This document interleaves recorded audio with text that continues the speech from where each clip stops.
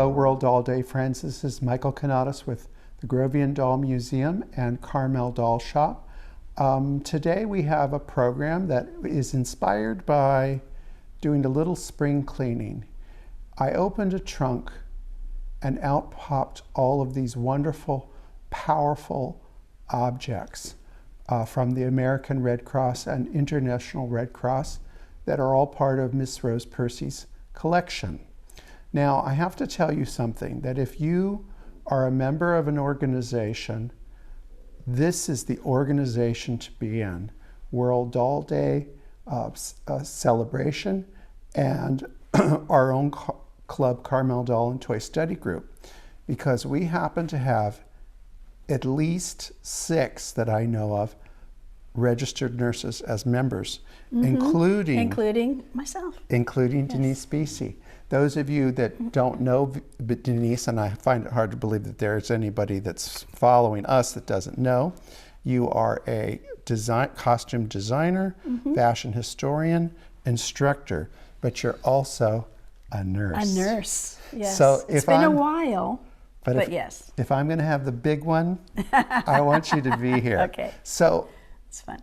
I don't believe that you've ever seen the Red Cross collection. Not the whole collection. No. Right, Yeah. right. No, this is wonderful. This is incredible. Well, I spent quite a bit of time last night unpacking it and spending time with the items. And you really have to, because you've got to get to that place of, in order to talk about it, to detach from it. In order to talk about it, because there's some very powerful items. Sure. So I think I'm going to start in the beginning of this collection. I think that most of you would know who the famous Clara Barton was, from Civil War fame.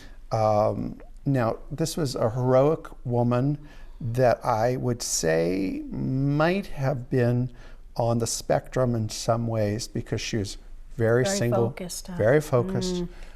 She nursed soldiers on the battlefield, and she would have to take her skirt and wring out the blood. And so that was during the Civil War times. And then the real foundation of the American Red Cross, and this is a very interesting story that is not on Wikipedia or anything like that. It comes from their own ancient publications.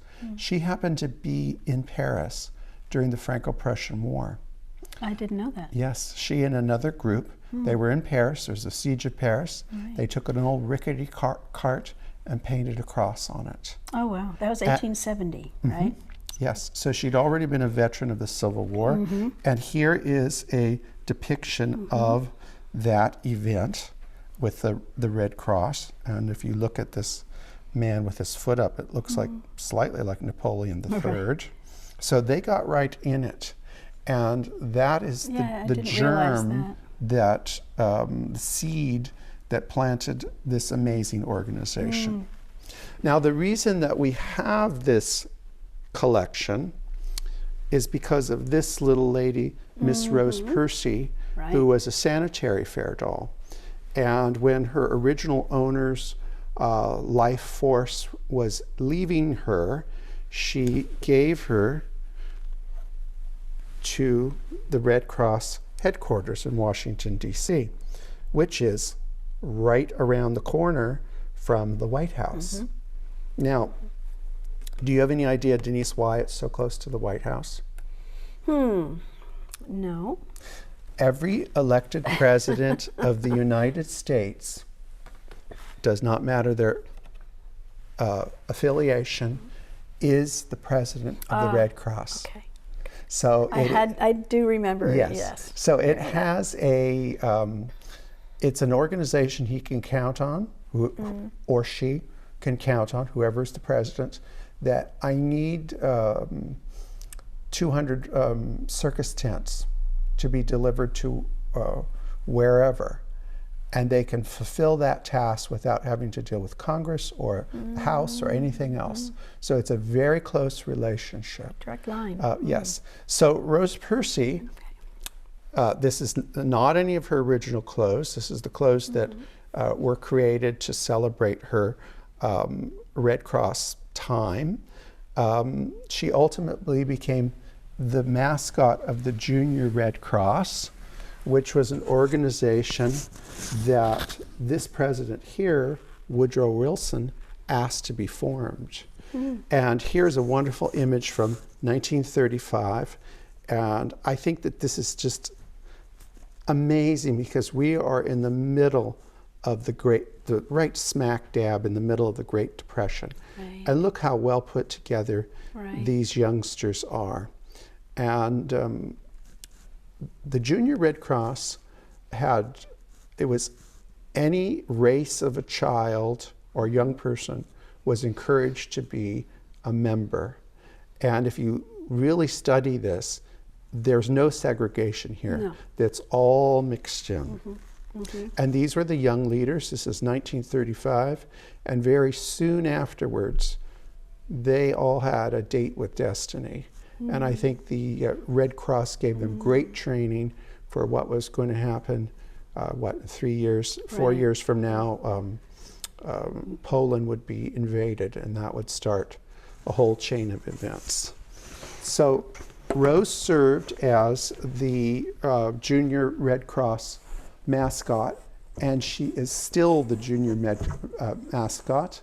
And a few years back, she was awarded the Clara Barton Award, right.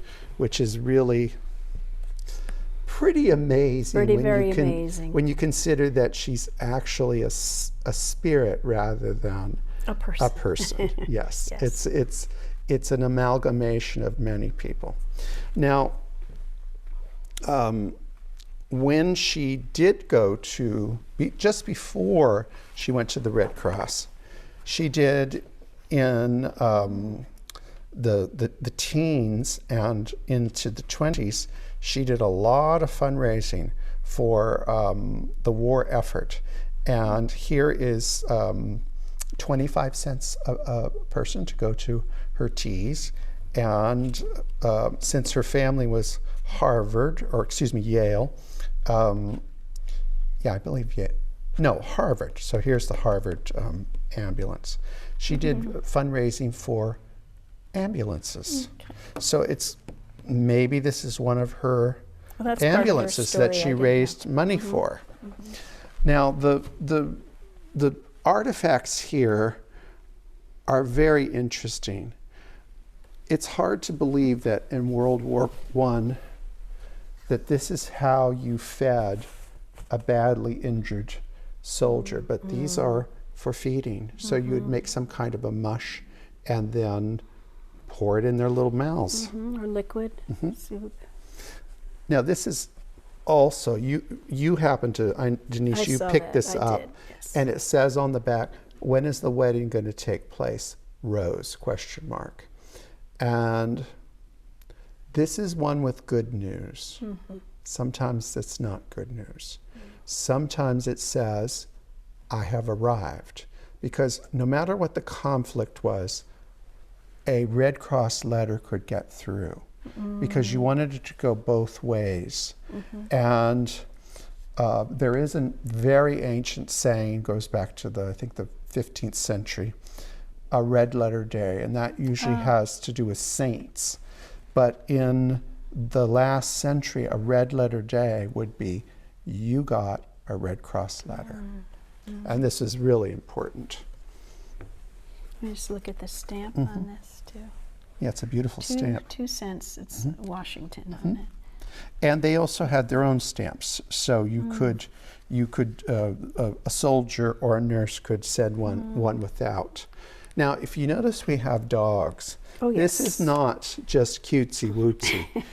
In the World War I era, everyone was deployed, even your dogs. Your dogs were sent to war if they had certain talents, and if your dog could beg up or fetch, or you would open up on a street corner, and you'd make your dogs do tricks, and then they'd have to put money in your donation. Oh my goodness! And it was a big deal. Now you're wondering why I have this rather unusual by the cloth doll. So here you have your doughboy, and then you have Charlie Chaplin. Charles Chaplin, Douglas Fairbanks, and Mary Pickford were the biggest fundraisers, earners for World War I. And they really worked very hard. The little tramp worked very hard to make money for the cause.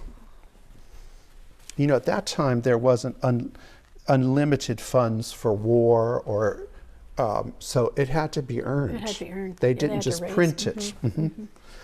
So I have to show you this little cutie, and I know that some people might think, oh, for 6 minutes Michael and David had these two big dolls for sale, and that's true. And then as I noticed that people were getting close to saying things like, oh, they're so cute, I would get a little kind of palpitation, and I realized I just am not ready to let them go. Or to be redressed. Or to be redressed, oh yes, which would be a tragedy, because this Right, look at. and this is the birth of modernity, of modern clothes, no corset. You know, she's really happy, even though she's about to deal with some very serious issues. And you can see her dog is fully ready to engage. I should talk about happy. Wow. The Red Cross nurses were trained to make the best of a bad situation.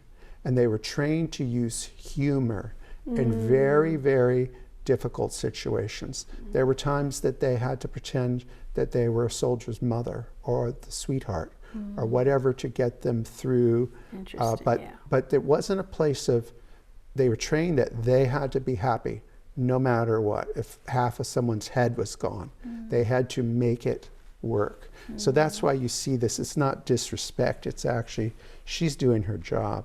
But here you can see this is a French, late model French doll, Jameau. And what they've done is it's not a Jameau dressed. This is a junior uniform that this doll just moved into. Oh. So it's a perfect little uniform in every way. Look at that. And it was a big deal. It was a status symbol to be a nurse at this time. You were Denise, you were heroines. You weren't waitresses. You were heroines. And Red Cross nurses received a huge amount of honors in France and Italy for their service in that time frame. And then as you notice, this comes down farther on her face. They're going to start to eventually cover the eyebrows because there's all those horrible pests that they have to deal with, because they're in the trenches. They're digging up earth that's never been digged up before. So cooties, all these diseases didn't exist, suddenly were dug up. And here's another one of the headpieces. And I'm kind of thinking that this might have been a surgical nurse's piece. And hold it. You can feel a lot of energy in it. One of the places that I get a lot of my information is the Red Cross's original, in their magazine, and you can see that they're playing on your emotions of how difficult it was. And they're right in there. And it was probably way worse than that. Right. And then, of course, this image, you've got the boys with their red letter days. They're reading their Red Cross letters. And then, of course, here you've got the other lady, Joan of Arc, Jeanne d'Arc. In France, And Yankee Doodle, Rose Percy's dog, he does his job too. And Scott on. Now this is an old piece. And since we're filming this during Memorial Day, not many dolls can say that they have had a flag flown over the United States Capitol in their In honor. their honor. And this is Wow. Rose's flag. Aw. Wow. And then should we move on here to this was kind of fun to do. So, the old saying, people were smaller then, that probably could be true because this is a size 14 jumeau, and this head covering fits her perfectly. This is the same thing? And they were from the same people, Okay. same collection. And of course, you can see we have these really, some of the content of these letters is very intense, and you really would,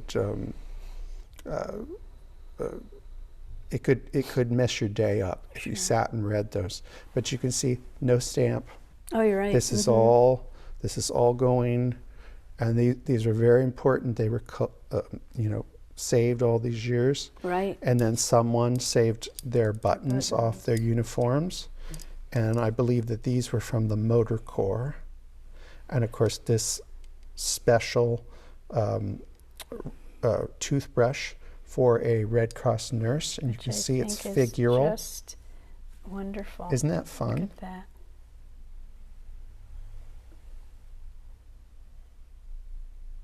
And then even the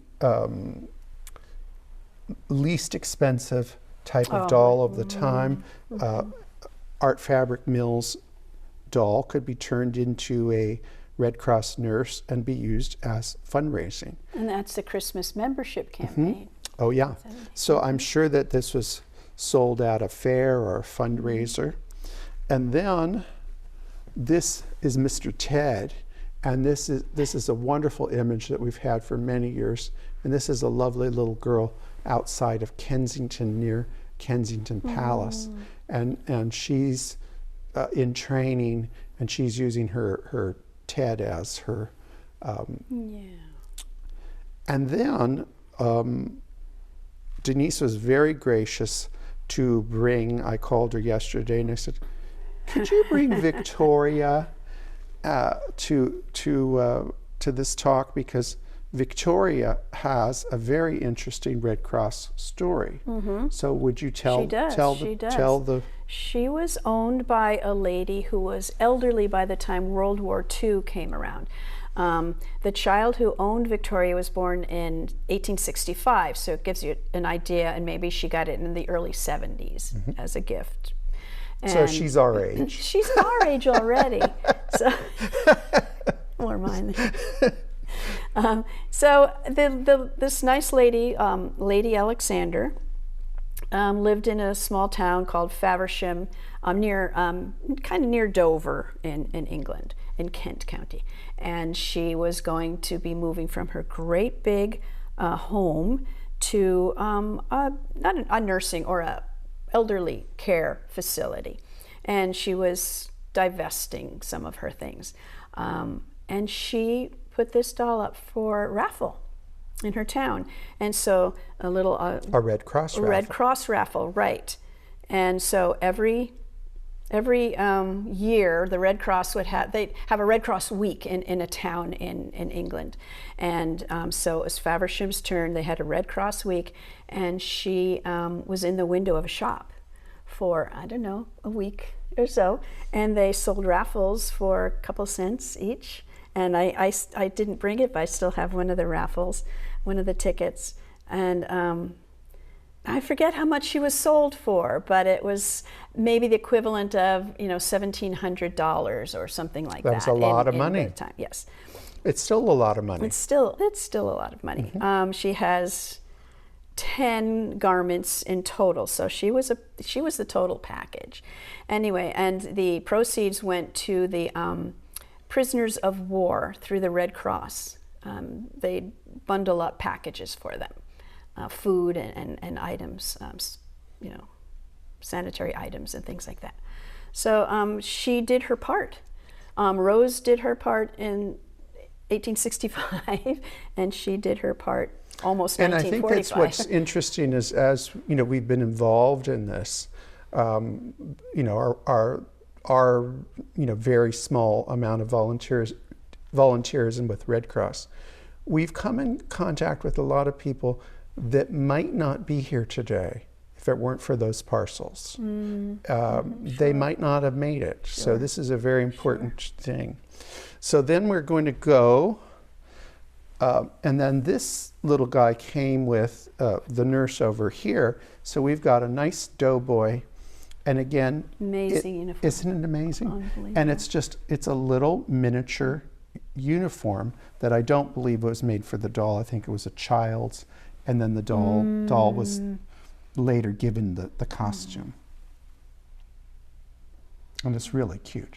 And then this hat was in our collection of things, didn't come with him. And it reminds you that the Red Cross volunteers, for instance, Germans did not abide by the fact that if a roof had a Red Cross painted on it, they would bomb them. So the nurses and doctors involved with the Red Cross really did take their lives into their own hands. And then here we have our little soldier collection, which I love them with nurses, and this is our Aussie. And David and I have been twice in Australia where they celebrate Anzac Day, and it's incredibly moving, even though that was 100 years ago.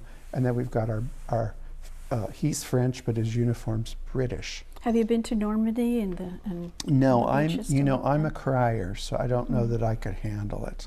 But it's something I do want to do. And then this little group, we often talk about how dolls mirror humanity.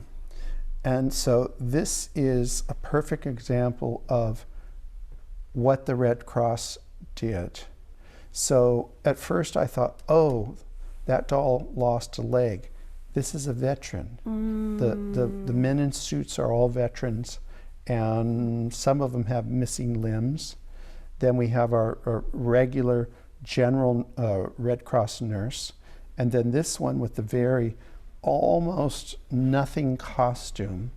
This is a surgical nurse. This costume would be boiled. If it was full size, it would be boiled because it would be a disaster. It has almost no design to it.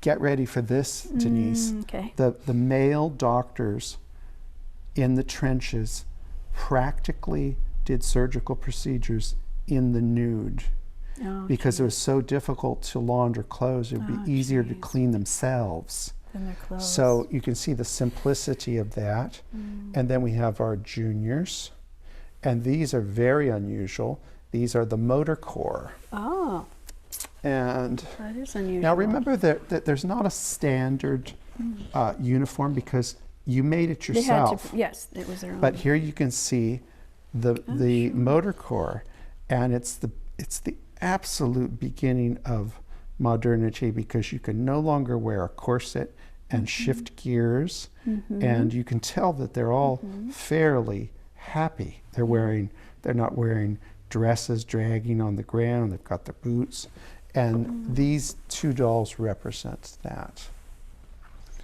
Wonderful. And then, of course, the juniors. And the Red Cross had all kinds of programs to do up dolls as a way to fundraise. And then the ladies in yellow and the ladies in blue, these are the canteen workers. So here is a canteen of the time. And you would have a mix if it were Italians and British and French and English together and American. They would all be together. So and this is where it was leisure. It was time, leisure. And they were fed, and they were. And they were usually maybe like entertained like a train car. They would be able to move and back and forth to whatever the front they were. And this man looks like maybe he's had a few problems. Yeah, needs to sit. And then all across our great nation, here you can see the cross I was telling you about on the sea.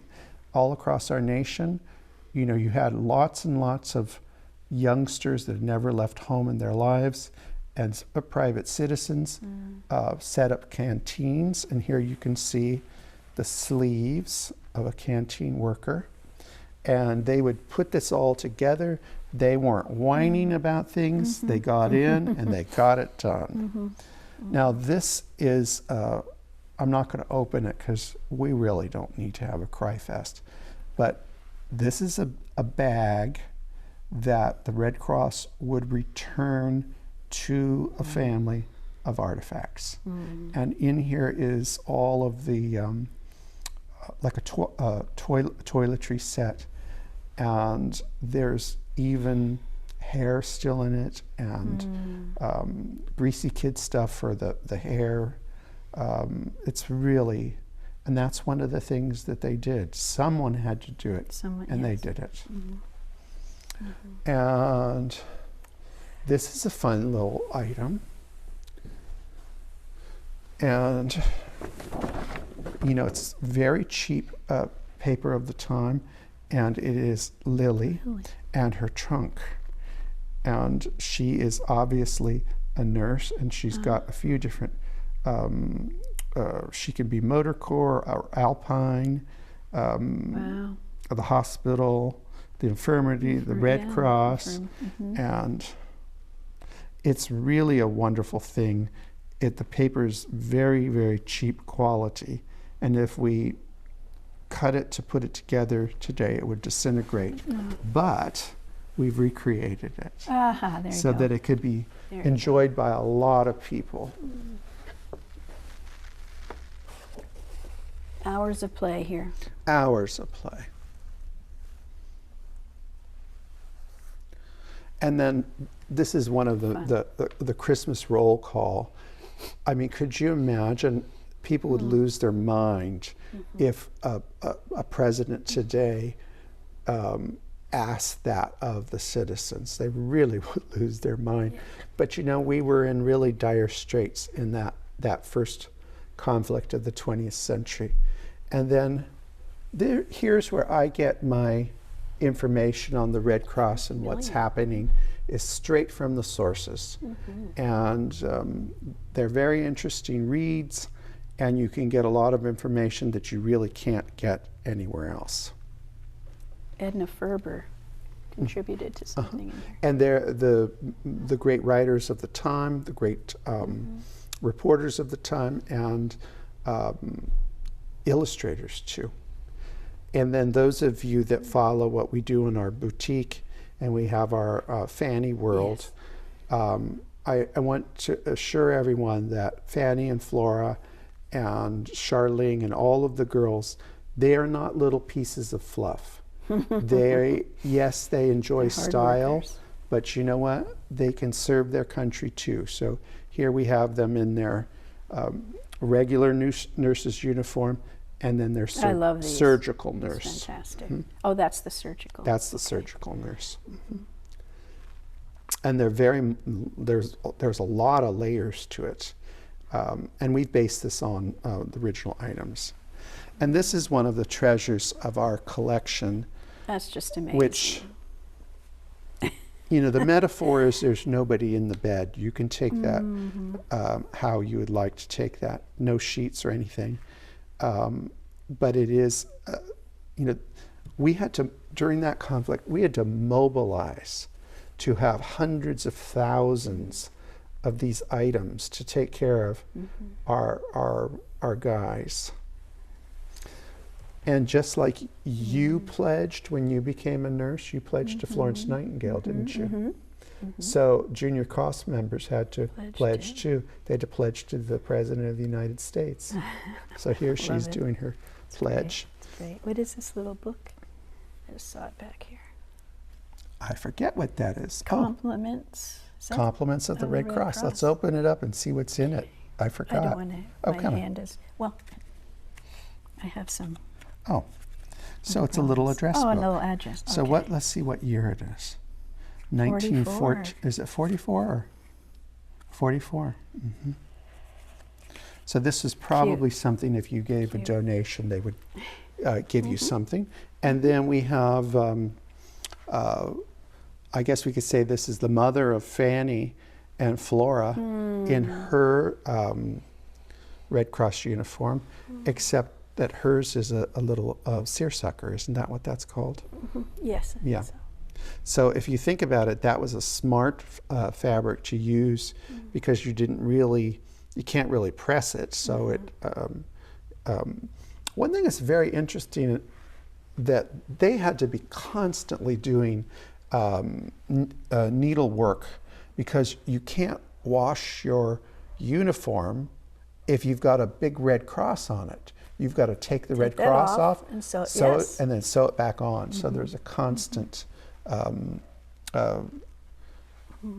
repairing things. But I think that this, starting off our event this World Doll Day with We Serve dolls from the Red Cross, this is an amazing genre that is really not. There's more depth to it. Oh than yes, you can you take would this. realize. Yes, and one of the problems for collectors, and that probably I shouldn't say this, is a lot of our nurses, present day nurses that collect dolls, collect nurse dolls. So I would never hesitate if you see one up for sale. I never see one. No, you don't, because they hang on to them, They don't they? hang on to them, and they treasure them. So, but it's a very interesting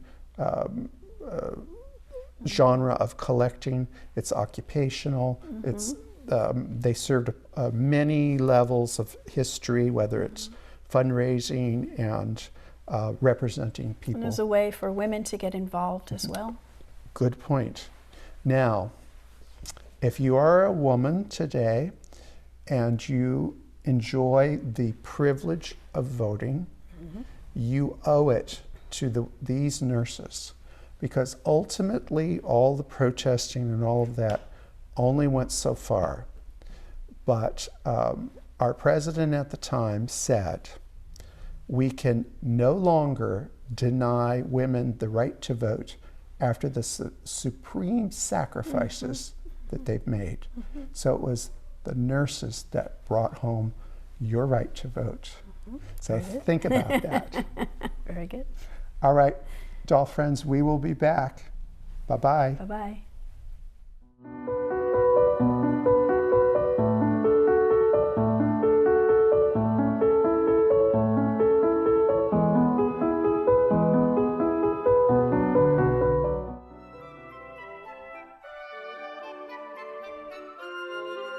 Remember to like, subscribe, and hit that notification button.